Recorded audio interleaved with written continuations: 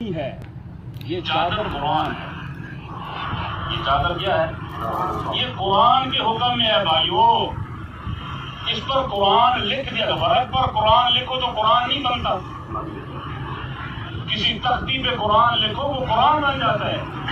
قرآن صرف وہ نہیں ہے جو صرف گتوں کے اندر آ جائے اس کو قرآن کہا جاتا ہے.